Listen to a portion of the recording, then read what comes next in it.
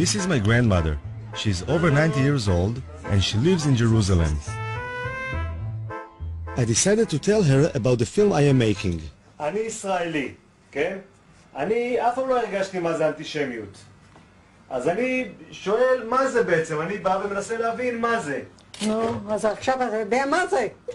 אני לומד. אתה לומד. זו הסבתא שלך יפהפייה, זו אני. Her family emigrated from Russia in the 19th century because of the strong Zionist ideology. The first Zionists came to Israel, or Palestine as it was then, because they thought it was the only solution to anti-Semitism. אנחנו ציונים נלהבים. אנחנו לא נחליף את המדינה ולא נחליף את העם בשום פנים ואופן. לכן כשמדברים על דברים כאלה זה פוגע. זה מרגיז. איזה דברים? על יהודים, על אנטישמים, על הדברים כאלה. אבל הם אומרים שיש שם הרבה אנטישמים. איפה שמה? אז למה הם לא באים אם יש אנטישמים? אם יש אנטישמים, למה הם לא באים?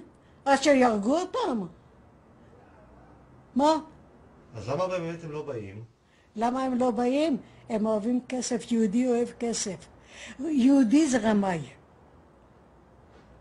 יהודי זה רמאי. והוא עושה שם כסף, למה לא לבוא פה ולעבוד, אם הוא יכול לעשות שם כסף בלי לעבוד? למה לא? שם הם לא עובדים? הם לא עובדים, זה שאני אומרת. שם יש להם כסף בלי לעבוד, פה אם יעבדו, יצטרכו לעבוד. איך יש להם כסף בלי לעבוד? איך יש להם כסף בלי לעבוד? איך עשו כסף? ריבית, מלווה בריבית, ובתי מרזח פה, ויין פה, וזה שם. זה הם יודעים, יהודי יודע את הפוילשטיק האלה. יהודי יודע את הפוילשטיק האלה. אני אומרת לך, אני היהודייה האמיתית.